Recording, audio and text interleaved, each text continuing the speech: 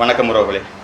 இந்த பதிவு வந்து யாழ் மாவட்டத்தில் இருக்கின்ற என்னுடைய சகோதரர்களுக்கு இந்த பதிவு.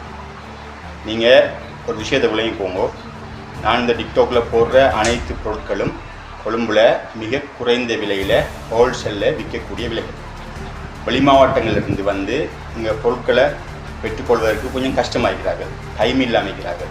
அது வர டைம் இருக்குது, காசும் இருக்குது, எங்கே எந்த பொருள் லாபமான விலையில் இருக்குன்னு தெரியாதார்கள். அவங்களுக்கு ஹெல்ப் பண்ணுறது தான் இந்த வேலை. நான் போடுற பொருள் வந்து அந்த பொருள்ற ஹோல்சேல் விலை. அந்த பொருள் எடுக்கும்போது நீங்கள் என்ன செய்யணும், எனக்கு சின்ன ஒரு ப்ராஃபிட் ஒன்று எனக்கு தர வேண்டி வரும். ஒரு விஷயம்.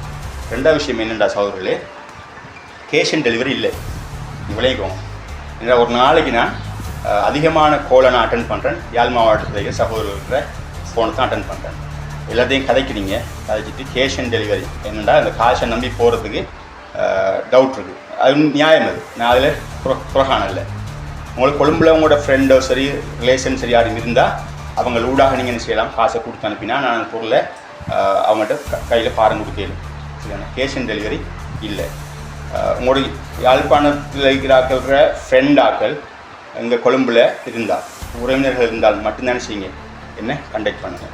அல்லது என் மீது நம்பிக்கை வச்சுருந்தா காசை என் அக்கௌண்ட்டுக்கு போட்டு நான் சாமான டிரான்ஸ்போர்ட்டில் போடக்கூடிய மாதிரி அதுக்கு நீங்கள் உடம்பட்டிருந்தா என்னை கோல் எடுங்க.